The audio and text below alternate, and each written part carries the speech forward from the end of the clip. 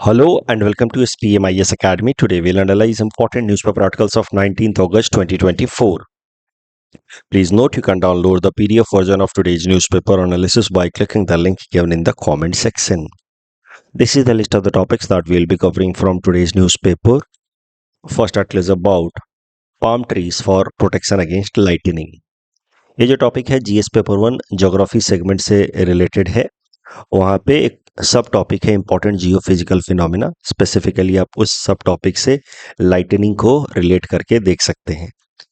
तो सबसे पहले समझते हैं अबाउट लाइटनिंग, जो बिजली चमकती है और उससे एसोसिएटेड जो नेचुरल फिनोमिना होता है थंडर स्टॉर्म, जिसको हम लोग कहते हैं बादल गरजना। इनका क्या मैकेनिज्म है, कैसे ये क्रिएट होते हैं, तो इमेजेस की मदद से समझते हैं। बाकी इसको यहाँ डिस्क्राइब किया हुआ है मैंने। देखिए, जो इनकमिंग सोलर रेडिएशन होता है इसको हम लोग कहते हैं इंसोलेशन। उसके कारण अर्थ सरफेस तो वार्म होगा ही। अब अर्थ के ऊपर जहां जहां पे भी वाटर बॉडीज हैं वहां के वाटर जो है वो वार्म होकर के इवापोरेट भी करेंगे और वो इवापोरेट करके राइज करने लगेंगे। ये जो राइजिंग वेपर्स हैं they collectively form convectional wind. Convectional wind होता है जो वर्टिकल डायरेक्शन में मूविंग विंड्स होते हैं, उनको हम लोग कहते हैं convectional wind. Vertical with respect to the earth surface. तो सन के हीटिंग के कारण यहाँ पे लो प्रेशर क्रिएट होगा। लो प्रेशर क्रिएट होने के कारण आसपास की जगहों से रिलेटिवली जहाँ पे हाइयर प्रेशर है वहाँ से विंड कन्वर्ज करेगी और यहाँ का जो लो प्रेशर जोन बना है उस कारण से आसपास की जब विंड्स यहाँ कन्वर्ज करेगी तो यहाँ का जो एयर है, एयर पैकेट, वो राइज करने लगेगा। And the rising air packets vertically from the earth surface is known as convectional wind. तो ये जो एयर पैकेट है इसके अंदर जो राइज कर रहा है इसके अंदर बहुत सारा मॉइस्चर भी होगा। क्यों? क्योंकि नीचे जो वाटर बॉडी है वहाँ पे लगातार जो वाटर है वो इनकमिंग सोलर रेडिएशन के कारण वेपोराइज हो रहा है। तो इस तरीके से कन्वेक्शनल विंड, राइजिंग विंड या convectional wind carrying a lot of vapour gets created because of incoming solar radiation. और ये जब कन्वेक्शनल विंड ऊपर की तरफ जाते हैं तो धीरे धीरे आसपास की जो हवाएं हैं, सराउंडिंग एयर जो है वो रिलेटिवली कूलर होता है। Because when you move above the earth surface तो टेम्परेचर धीरे धीरे कम होता है एटमॉस्फेयर का, क्योंकि एटमॉस्फेयर के हीटिंग का मेन सोर्स सन नहीं है। एटमॉस्फेयर के हीटिंग का मेन सोर्स अर्थ सरफेस है, क्योंकि सन से आने वाले रेडिएशंस उनकी फ्रीक्वेंसी इतनी हाई होती है कि हमारा एटमॉस्फेयर उस रेडिएशंस को कैप्चर नहीं कर पाता और इस कारण से सन के जो रेडिएशंस हैं वो सीधा सीधा एटमॉस्फेयर को पार कर जाते हैं, वो आकर के अर्थ सरफेस पे एब्जॉर्ब होते हैं। फिर अर्थ से जो निकलने वाली रेडिएशंस हैं वो एटमॉस्फेयर को वार्म करती हैं। तो एक कारण तो ये हो गया कि जैसे जैसे आप अर्थ सरफेस से ऊपर जाते जाएंगे टेम्परेचर कम होने लगता है। इसीलिए तो हम लोग हिली एरियाज में जाते हैं गर्मी के दिनों में, ताकि थोड़ी सी टेम्परेचर से हमें रिलीफ मिले। एक कारण ये है कि why when we move up in terms of vertical direction then temperature in general declines. एक दूसरा कारण ये भी है कि when we move up with respect to earth surface in vertical direction then pressure generally decreases, with lesser pressure lesser temperature is observed। तो एक वो फिनोमिना भी है। बट द पॉइंट इज कि यहाँ पे वर्टिकल विंड्स स्टार्ट हो गए, कन्वेक्शनल विंड, जिसके अंदर बहुत सारा मॉइस्चर भी है। बट आसपास की जो हवाएं हैं वो अभी भी ठंडी हैं, क्योंकि किसी एक पर्टिकुलर रीजन में मान लीजिए कि ज़्यादा हीटिंग हो रही थी। यही तो होता है ट्रॉपिकल एरियाज में, वहाँ पे ज़्यादा हीटिंग होती है तो विंड राइज करते हैं। बट आसपास की जो अपर एटमॉस्फेरिक एयर है वो रिलेटिवली कूलर है। तो इस कारण से ये जो एयर पैकेट है इसके अंदर का भी टेम्परेचर कम होगा। और जब टेम्परेचर कम होता है किसी भी एयर पैकेट का तो उसका मॉइस्चर होल्ड करने का कैपेसिटी कम होने लगता है। धीरे धीरे उसके अंदर का जो मॉइस्चर है जो वेपर फॉर्म में था वो थोड़ा सा लिक्विड में कन्वर्ट होगा और वाटर ड्रॉपलेट्स बनते हैं। और ज़्यादा जब टेम्परेचर गिरेगा तो वही वाटर ड्रॉपलेट जो हैं वो आइस में कन्वर्ट हो जाते हैं, छोटे छोटे आइस क्रिस्टल्स में, and collectively they form cloud. और उन्हीं क्लाउड में से जो बहुत हेवी हो जाते हैं, जिनका अब मास काफ़ी ज़्यादा हो गया, वो फिर अर्थ की तरफ बिकॉज ऑफ ग्रेविटेशनल पुल गिरने लगते हैं, एंड दैट कॉजेस रेनफॉल। तो कन्वेक्शनल विंड ऊपर गए तो वेपर बना, वेपर के बाद आइस क्रिस्टल बना, collectively leads to formation of clouds. उन्हीं क्लाउड्स के अंदर कुछ कुछ वाटर ड्रॉपलेट्स बहुत हेवी होने लगते हैं।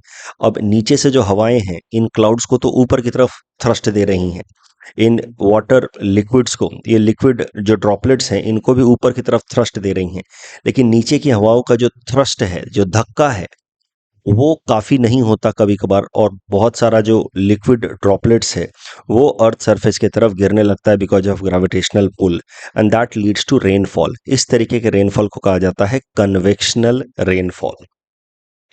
तो अभी तक तो हमने सिर्फ कन्वेक्शनल रेनफॉल का मैकेनिज्म देखा है, जो आप अपने बेसिक ज्योग्राफी फाउंडेशन क्लास में सीखते हैं। अब थोड़ा और डिटेल में देखते हैं। तो अब नीचे से हवाएं हैं कन्वेक्शनल विंड, ऊपर से ये क्लाउड एंड वाटर ड्रॉपलेट्स जो नीचे आने की कोशिश कर रहे हैं।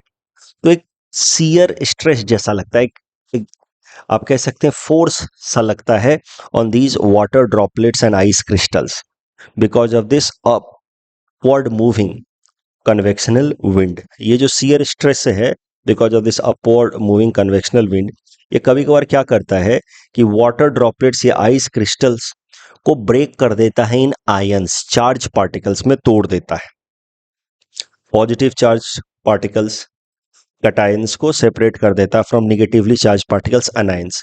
तो एक क्लाउड के अंदर ही वाटर ड्रॉपलेट्स को ब्रेक कर करके पॉजिटिव चार्ज पार्टिकल्स अलग, नेगेटिव चार्ज पार्टिकल्स अलग कर देता है because of the shear stress applied by this upward moving wind, जिसको हम लोग कन्वेक्शनल विंड कहते हैं। और फिर जब एक तरफ पॉजिटिव चार्ज पार्टिकल्स हो गए, दूसरी तरफ नेगेटिव चार्ज पार्टिकल्स हो गए, तो कभी कभार the some of the charge particles start moving from one end to another. इसी तरीके से तो इलेक्ट्रिसिटी प्रोड्यूस होती है। इलेक्ट्रिसिटी कैसे प्रोड्यूस होती है? दो एंड क्रिएट किए जाते हैं, एक तरफ पॉजिटिव चार्ज पार्टिकल्स, एक तरफ negative charge particles, and then they are connected with some conductor जो अलाउ करता है movement of charge particles, and movement of such charge particles is nothing but electricity. तो क्लाउड के अंदर भी तो वाटर तो है ही, and water is good conductor of charge particles, it can allow charge particles movement, and that is how.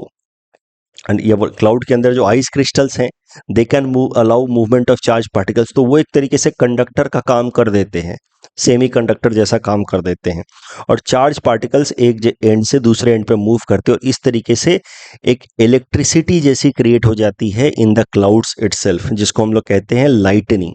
Electricity जब produce होती है तो उसके साथ ही साथ लाइट एनर्जी जो है वो जनरेट होती है इस इलेक्ट्रिसिटी के कारण, और जो हमें बिजली चमकते हुए दिखती है, लाइट एनर्जी। और बिजली चमकेगी जब, जिसको हम लोग कहते हैं लाइटनिंग, तो साथ ही साथ थोड़ा हीट भी प्रोड्यूस होता है। वो हीट आसपास की हवाओं को सडनली एक्सपैंड करता है, और सडनली एक्सपेंशन के कारण फिर एक आवाज सा क्रिएट होता है, जिसको हम लोग कहते हैं बादल गरजना या थंडरस्टॉर्म। तो first of all lightning will be there, and then उस लाइटनिंग के कारण जो हीट एनर्जी होगी वो सडन एक्सपेंशन करता है आसपास की हवाओं का, और उस कारण से एक आवाज़ सी क्रिएट होती है। जब भी कुछ एकाएक से टायर फटता है, गाड़ी की टायर फटेगा तो आवाज़ आती है ना, क्योंकि सडनली एक हाई प्रेशर वाला जो एयर है वो रिलीज होता है। वैसे ही यहाँ पे सडनली एक हाई प्रेशर जो क्रिएट होता है because of sudden expansion of the surrounding air, and that leads to creation of a sound, जिसको हम लोग कहते हैं बादल या बिजली गरजना, थंडरस्टॉर्म। अब कभी कभार प्रीलिम्स में ये भी पूछ सकता है कि बिजली चमकती हुई पहले दिखाई देती है, उसके थोड़ी देर बाद बादल गरजने की आवाज आती है, जबकि दोनों एक साथ ही हो रहे हैं, दोनों फिनोमेना एक साथ ही हो रहा है। लाइटनिंग जैसे ही पास होगी तो बिजली चमकेगी, और साथ ही साथ आवाज जो प्रोड्यूस होता है बिकॉज ऑफ सडन एक्सपेंशन। तो आवाज हमें थोड़ी देर बाद क्यों दिख आता है? आवाज हमें थोड़ी देर बाद सुनाई देता है एज कंपेयर टू बिजली चमकने का दिखाई देना। दोनों में टाइम लैग क्यों है? कारण सरल है, light travels faster, in fact much faster than sound.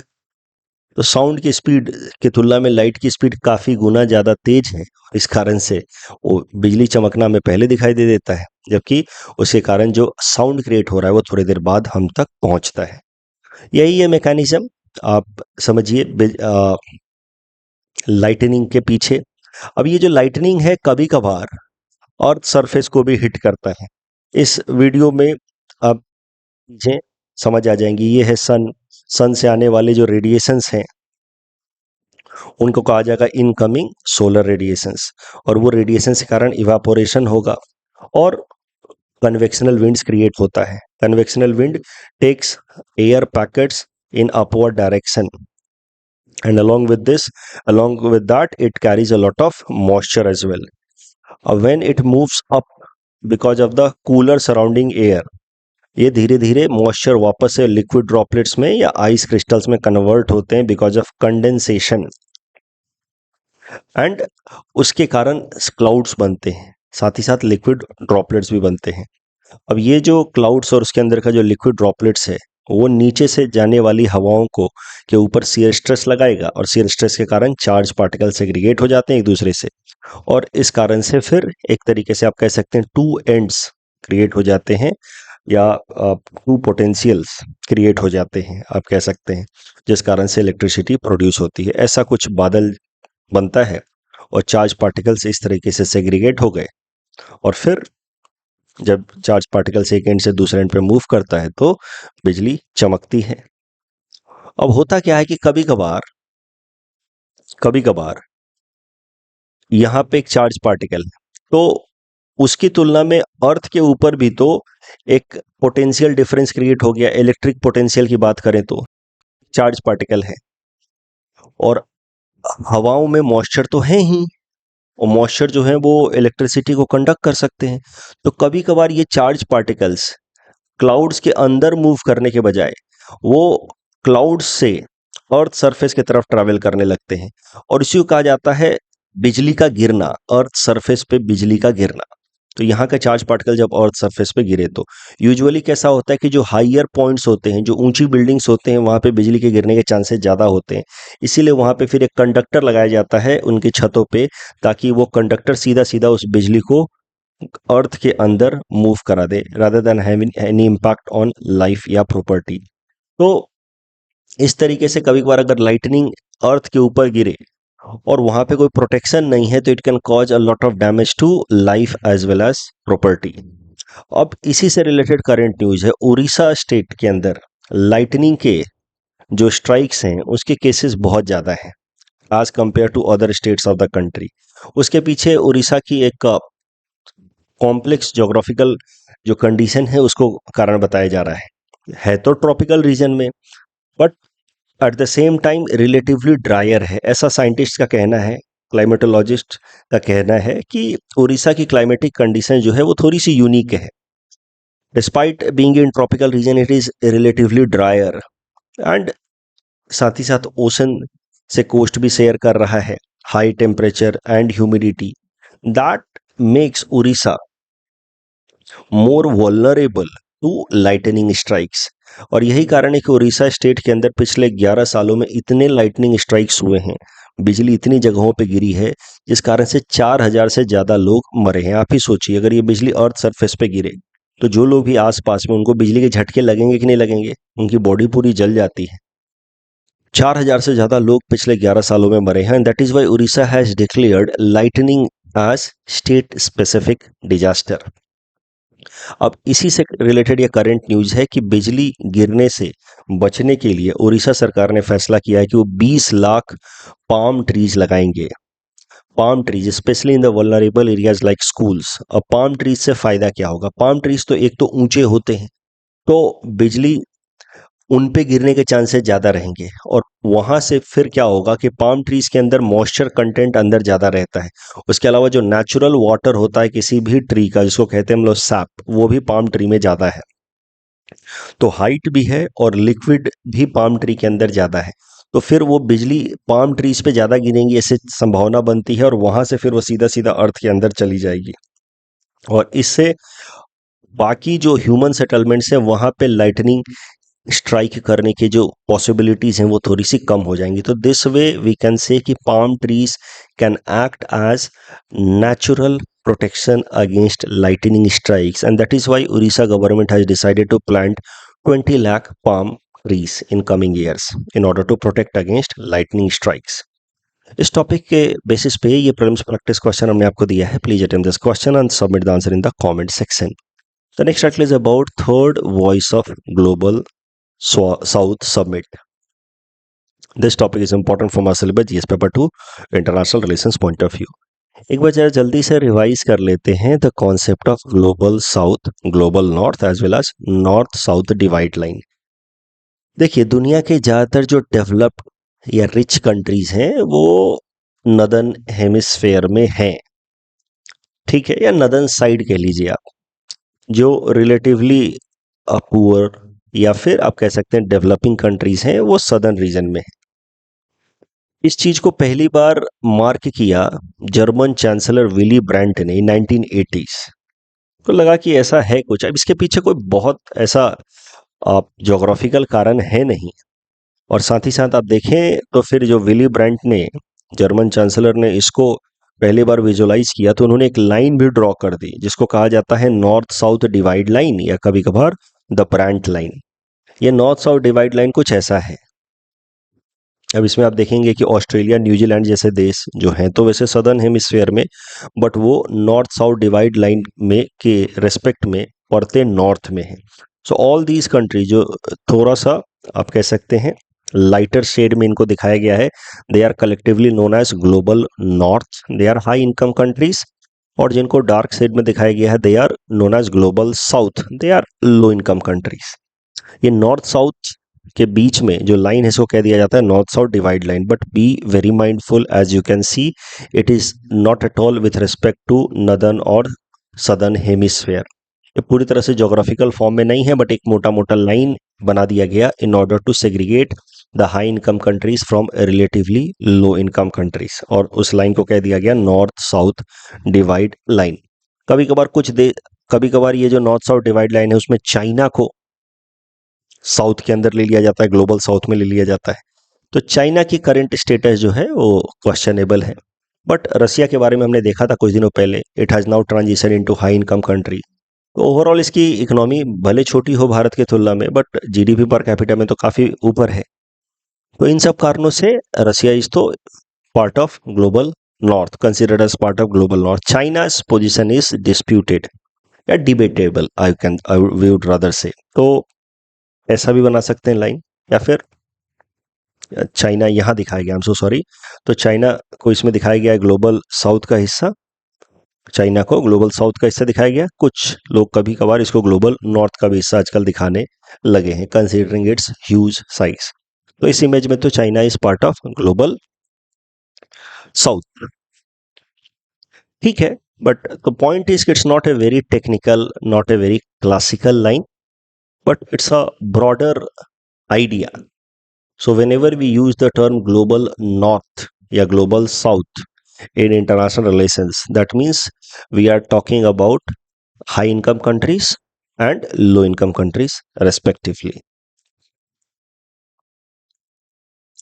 अब भारत का अगर इंटरनेशनल रिलेशंस में एम देखें तो apart from having one goal to become विश्व बंधु, friends of all, India aspires to become a leader of third world countries. तो global south के लिए एक दूसरा शब्द भी इस्तेमाल किया जाता है, थर्ड वर्ल्ड, ये भी शब्द इस्तेमाल करते हैं. साथ ही साथ ग्लोबल साउथ कंट्रीज के बीच में कोऑपरेशन के लिए एक और टर्म इस्तेमाल किया जाता है, साउथ साउथ कोऑपरेशन.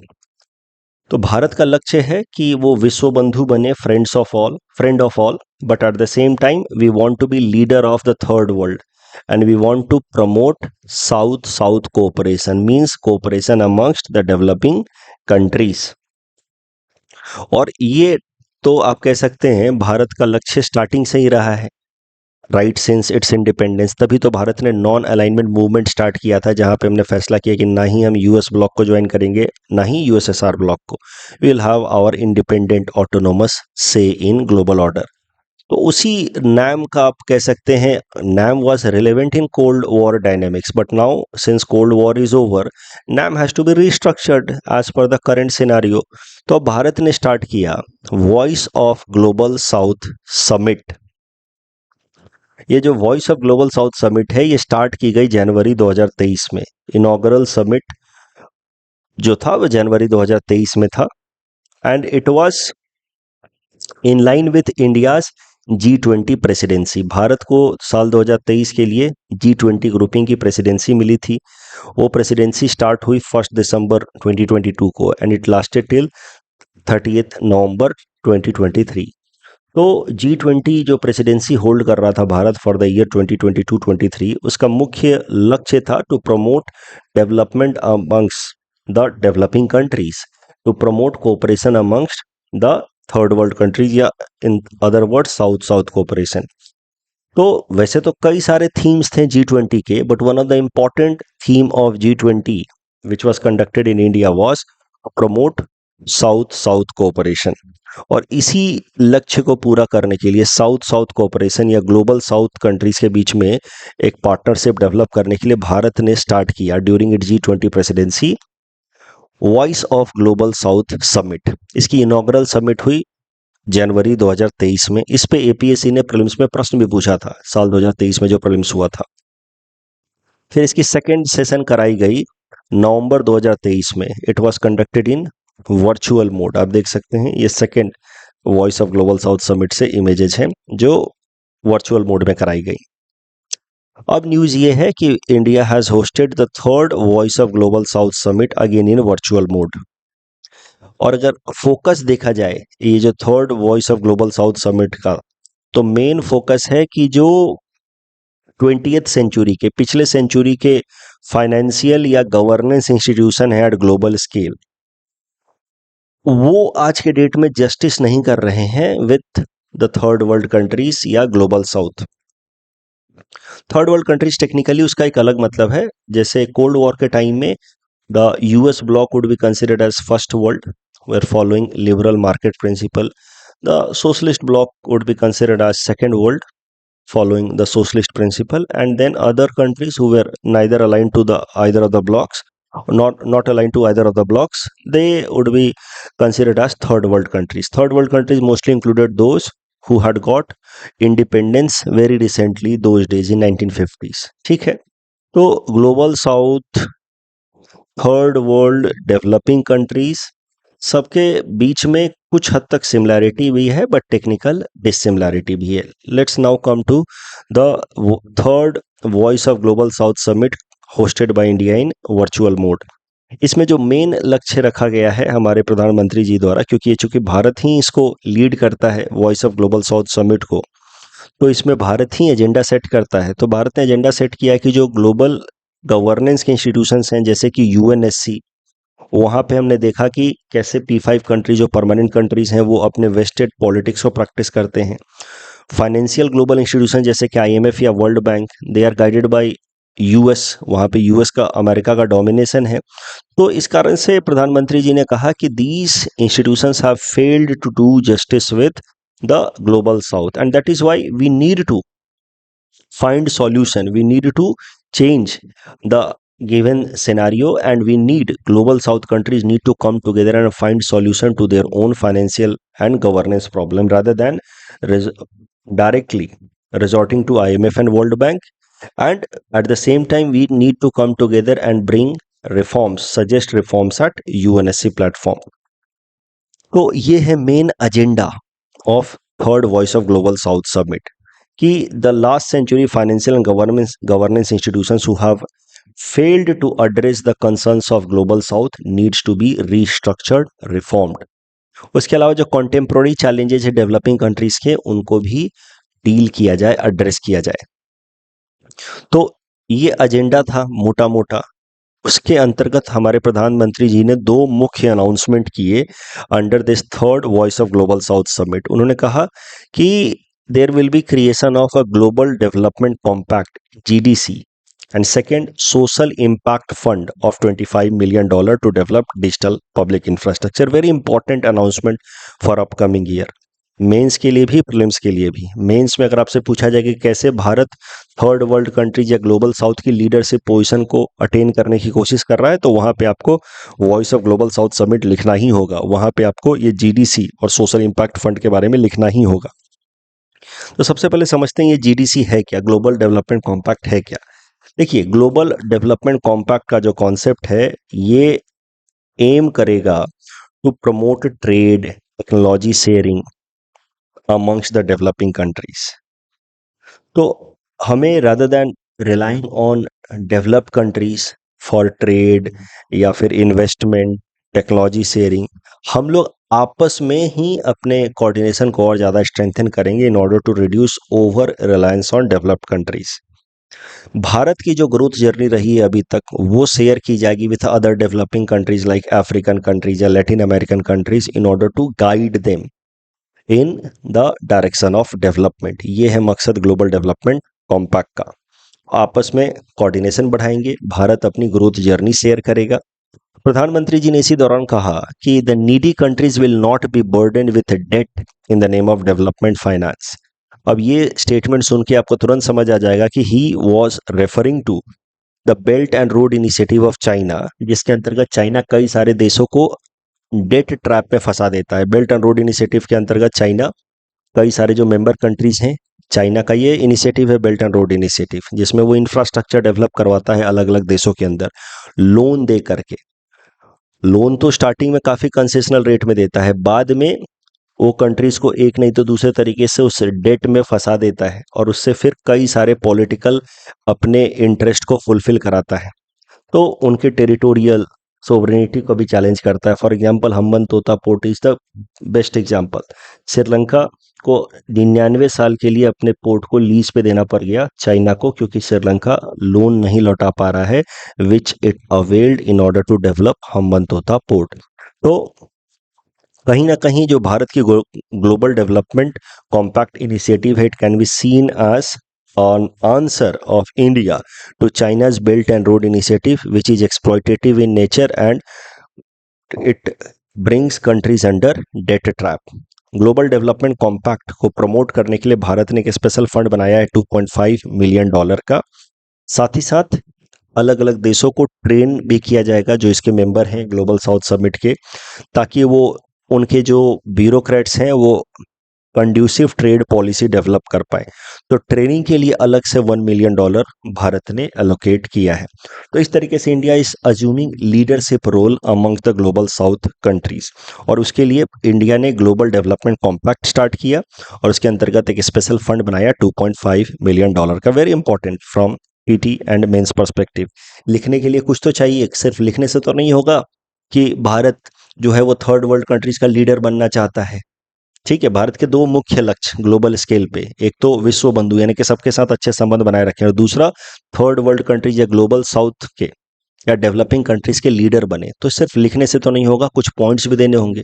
उसके अंतर्गत आप लिखेंगे कि voice of global south summit start की गई, स्पेशल फंड बनाया गया in order to promote trade and technology sharing amongst the global south.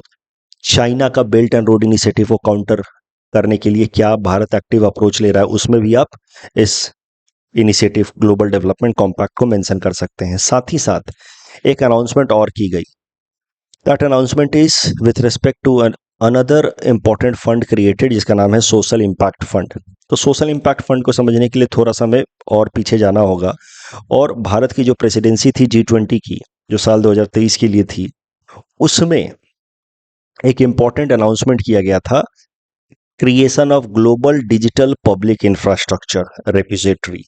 इस global digital public infrastructure repository की मदद से जो भी टेक्नोलॉजिकल एडवांसमेंट होंगे, खासकर ग्लोबल साउथ कंट्रीज में, वो एक दूसरे के साथ शेयर किए जाएंगे। तो कह सकते हैं कि आप एक integrated digitalised cloud computing system है ये, जिसके अंतर्गत सारे जो डेवलपिंग कंट्रीज हैं अपने साथ कोऑर्डिनेट कर पाएंगे एक दूसरे के साथ, और अपने अपने देशों के अंदर होने वाले टेक्नोलॉजिकल एडवांसमेंट्स को एक दूसरे के साथ शेयर कर पाएंगे।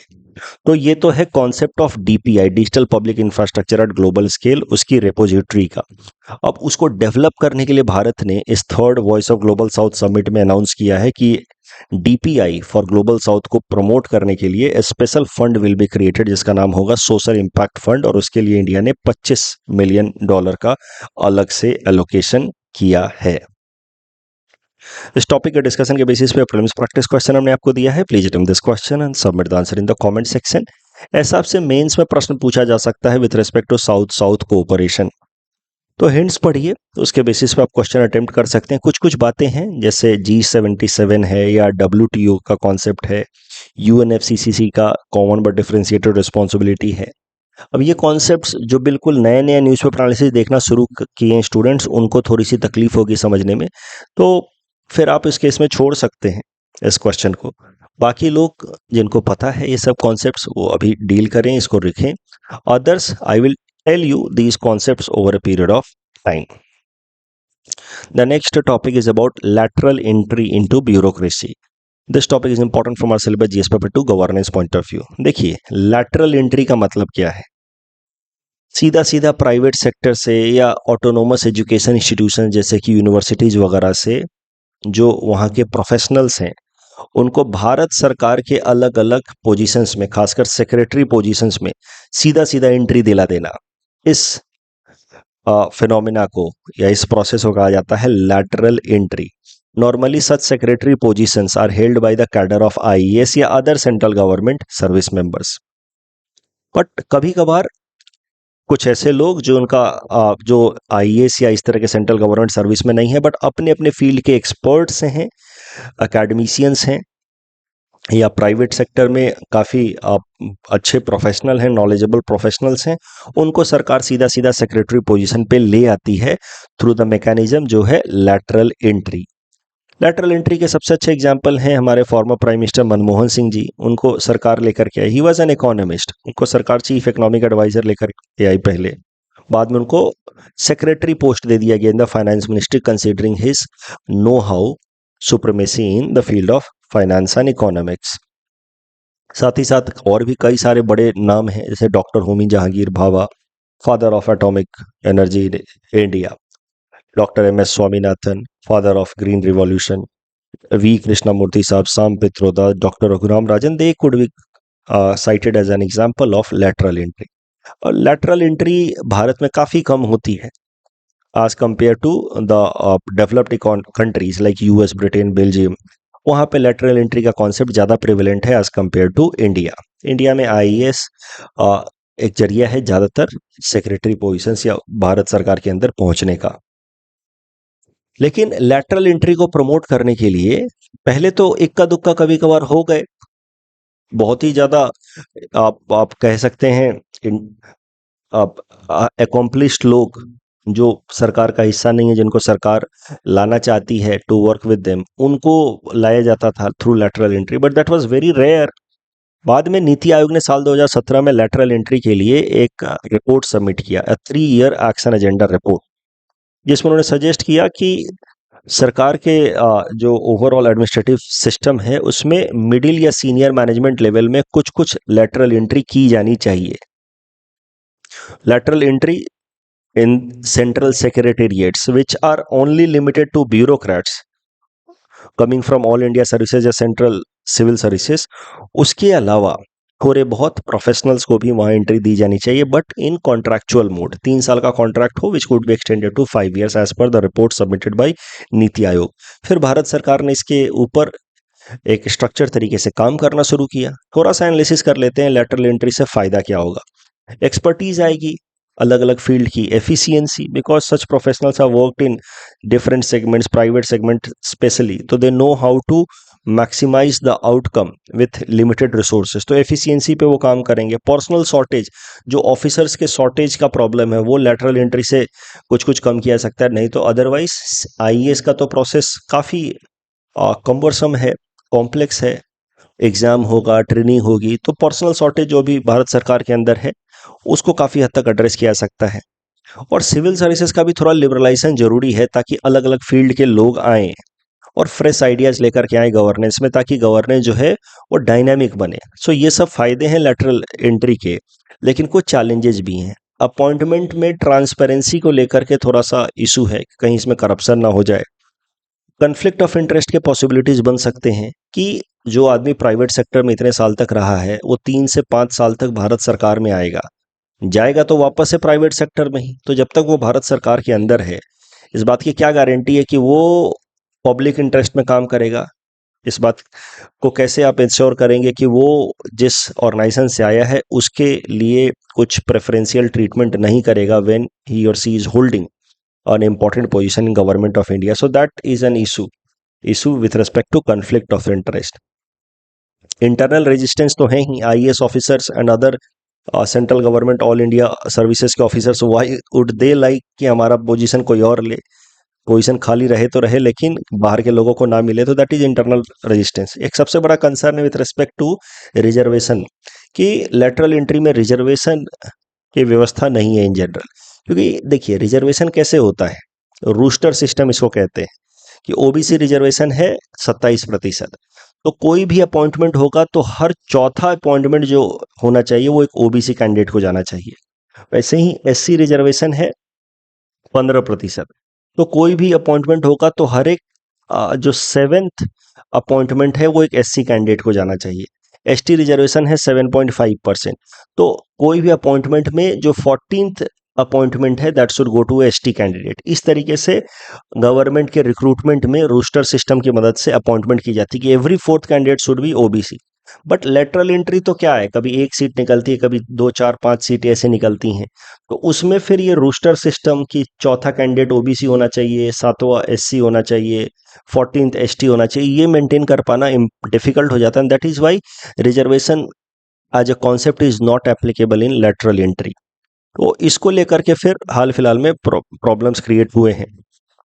ऑफ कोर्स क्या हुआ कि हाल फिलहाल में यूपीएससी ने एडवर्टीजमेंट निकाले for 45 senior bureaucratic positions through lateral entry, कि लेटरल एंट्री कराई जाएगी सीनियर पोजीशंस में। और हुआ क्या है कि उसको लेकर के अपोजिशन पार्टीज क्रिटिसाइज कर रहे हैं। जो मेन क्रिटिसिज्म है that is around reservation policy, transparency को लेकर के भी है कि सरकार अपने लोगों को जबरदस्ती बिठा रही है जबकि अपॉइंटमेंट का जो मेथड है उसको बाईपास कर रही है। लेकिन दूसरा जो मेजर क्रिटिसिज्म है that is with respect to reservation policy कि एससी एसटी कम्युनिटी को रिजर्वेशन नहीं मिल रहा है। तो इसको लेकर के भारत सरकार की तरफ से जवाब आया है। वो कह रहे हैं कि देखिए हम लोग रिप्लेस नहीं कर रहे हैं एग्जिस्टिंग अपॉइंटमेंट सिस्टम को, जो आईएएस वगैरह का एग्जाम है वो तो होगा ही, it's just that we are supplementing in order to make up for the shortfall in the man power. So this should not be seen as violation of the rights of SC ST community. इस तरीके से नहीं देखा जाना चाहिए। It's just an attempt to give some impetus to the administrative system, nothing else. Next article is about dark pattern. This topic is important from our syllabus GS paper 3 cyber security point of view, also helpful for GS paper 4 ethics and integrity, उसमें भी corporate ethics से related। देखिए dark pattern होता क्या है, बस concept समझ लीजिए, अपने आप सारी बातें समझ आ जाएंगी। बहुत बार आपको दिखता है ना कि कुछ ऐसे एडवर्टीजमेंट चल रहे हैं डिजिटल प्लेटफॉर्म्स पे, गूगल के ऊपर या फिर यूट्यूब के ऊपर, सब पॉप करता रहता है। तो वो इस तरह के इंटरफेस बनाए जाते हैं, कुछ कुछ इमेजेस ऐसे बनाए जाते हैं ताकि लोगों को अनइंटेंडेड तरीके से भी उन चैनल्स पे, उन वेबसाइट्स पे जाने के लिए मिसलीड किया जाए। सो डार्क पैटर्न का definition, unethical user interface designed in such a manner to mislead या trick the users to do something that they did not intended to do originally. For example इसके अलग अलग तरीके हैं deceptive pattern के या dark pattern के। Confirm shaming, आजकल ऐसे कन्फर्म सेमिंग का कॉन्सेप्ट समझते हैं, फिर पढ़ेंगे। ऐसे इमेजेस डाले जाते हैं कि इंसान बहुत बीमार है, भूखा है, उसकी मदद करें।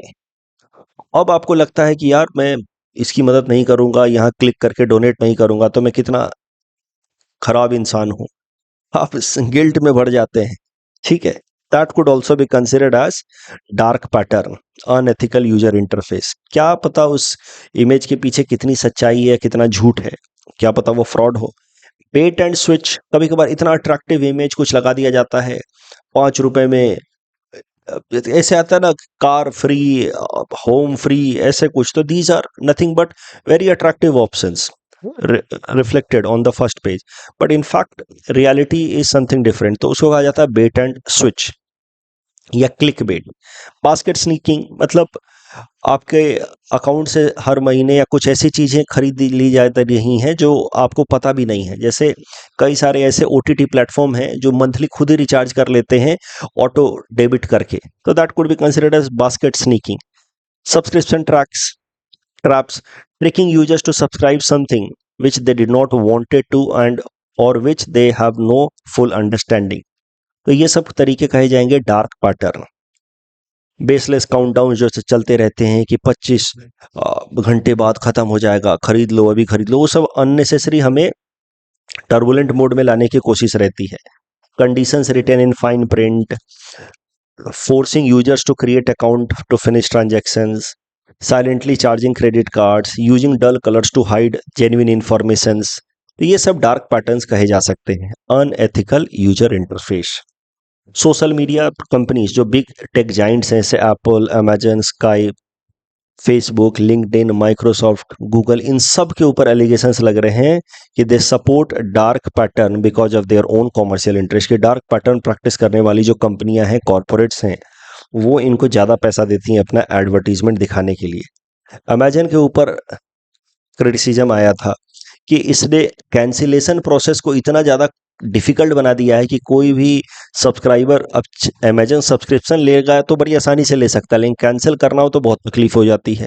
इतना उसने कॉम्प्लेक्स प्रोसेस बना दिया है कि इंसान कैंसिलेशन करने के बजाय सोचता है छोड़ो, कटने 2 महीने का 300-400 जो भी रुपए कटते हैं। So that such actions would be considered as dark pattern. Amazon के ऊपर तो यूरोपियन यूनियन ने एक्शन भी लिया और बाद में अमेजन को अपना कैंसिलेशन प्रोसेस ईजी करना पड़ा। इसी से रिलेटेड करंट न्यूज़ है। भारत के अंदर एक बॉडी है, advertisement standard council of India, ASCII. इसने एक रिपोर्ट रिलीज किया है। इस रिपोर्ट के बेसिस पे उसने इंस्ट्रक्शंस दिए हैं कि कैसे डिसेप्टिव डार्क पैटर्न से बचा जा सके। नॉट वेरी इंपॉर्टेंट, बट हाँ प्रेटी पर्सपेक्टिव से याद रखिएगा, प्रिलिम्स पर्सपेक्टिव से। Advertising standard council of India, ASCI, is a self regulatory organisation. मतलब एडवर्टाइजमेंट बॉडीज ने मिल करके ये बॉडी बनाया है, ये भारत सरकार से सीधा सीधा रिलेटेड नहीं है। News is not that important but the concept of dark pattern is important. Prelims में आपसे ऐसा सवाल पूछा जा सकता है। Please attempt this question and submit the answer in the comment section. The next article is about Oekotex certification. This topic is important for our syllabus GS paper 5 Assam issues point of view. थोड़ा सा detail में समझ लेते हैं about sericulture, silk production in India. Bharat में 5 तरह के mainly silk produce होते हैं, मलबरी, ओक, सार, मूगा एंड एरी।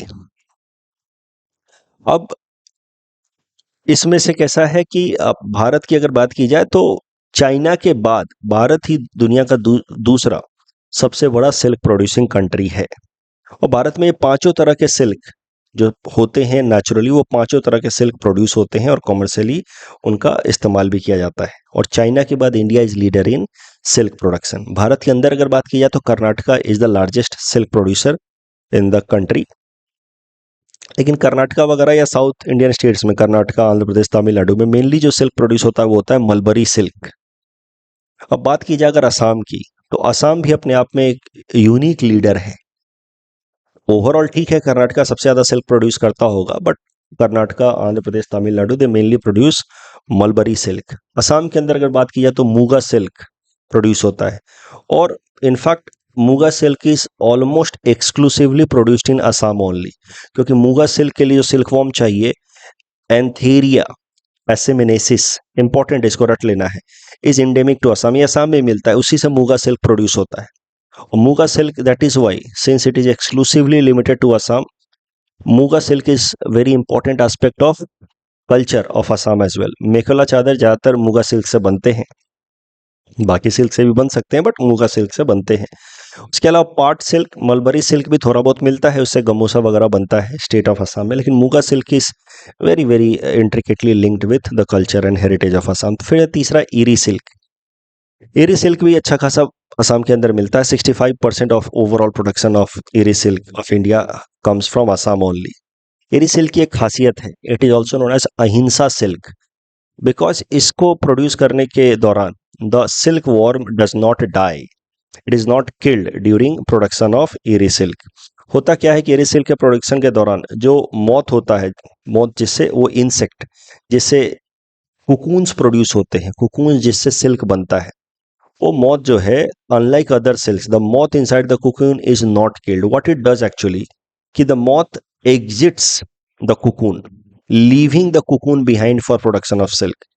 तो ये मॉथ है, it exits the cocoon leaving behind the cocoon for production of silk. तो बाकी समय कैसा रहता है कि सिल्क प्रोड्यूस करने के लिए जो कुकून डिराइव करना होता है, उस डेरिवेशन के दौरान the moth the worm, silkworm dies. But in airy silk, the silkworm does not die. That makes this process non-violent, compassionate, sustainable as far as environmental concerns are there. तो अब ये जो करंट न्यूज है, that is also associated with eri silk, जिसको हम लोग ahimsa silk कह रहे हैं. North eastern handicraft and handloom development corporation, ministry of DoNER के एसोसिएशन में, बट मेनली इस ऑर्गेनाइजेशन का यह कॉन्ट्रीब्यूशन है. इसने नॉर्थ ईस्टर्न रीजन का जो एरी सिल्क है, जो मेनली असम से आ रहा है, उसके लिए ओइकोटेक्स सर्टिफिकेशन ले लिया है. This certification comes from Germany. तो एरी सिल्क फ्रॉम असम, उसको अब मिल गया है ओइकोटेक्स सर्टिफिकेशन ऑफ जर्मनी. ओइकोटेक्स सर्टिफिकेशन जो होता है, it is a kind of certificate which guarantees कि हार्मफुल सब्सटेंसेस का इस्तेमाल नहीं हुआ है इस टेक्सटाइल के लिए, प्लस इस टेक्सटाइल को प्रोड्यूस किया गया है इन एनवायरमेंट फ्रेंडली कंडीशंस. तो ये चीज को प्रूव करता हुआ ओइकोटेक्स सर्टिफिकेशन दिया जाता है. That means Oekotex certification is a proof of sustainable fabric environmental perspective से. अब eri silk of Assam has got Oekotex certification. That means now eri silk will get more exposure in global market, that will open wider opportunities for seri culture in Assam, and silk producers के लिए commercial gain के possibilities open होंगी because of this Oekotex certification. कुछ prelims facts देख लेते हैं. Sualkuchi of Assam is known as Manchester of Assam for its popular silk product. उसके अलावा एरी एंड मूगा सिल्क दोनों को असम से जीआई टैग मिला हुआ है. In fact muga silk has also been UNESCO recognised heritage product of Assam. इस टॉपिक के बेसिस पे प्रीलिम्स प्रैक्टिस क्वेश्चन हमने आपको दे रखा है. Please attend this question and submit the answer in the comment section. Gatun lake से रिलेटेड तो पहला सवाल सही है, बट दूसरा गलत है. It does not, Panama canal passes through Gatun lake, not bypasses it. Small satellite launch vehicle, तो 1 and 3 are correct, but second is wrong क्योंकि इसमें सॉलिड फ्यूल इस्तेमाल किया जाता है in all the 3 stages. That's all from our side for today. Thanks for watching.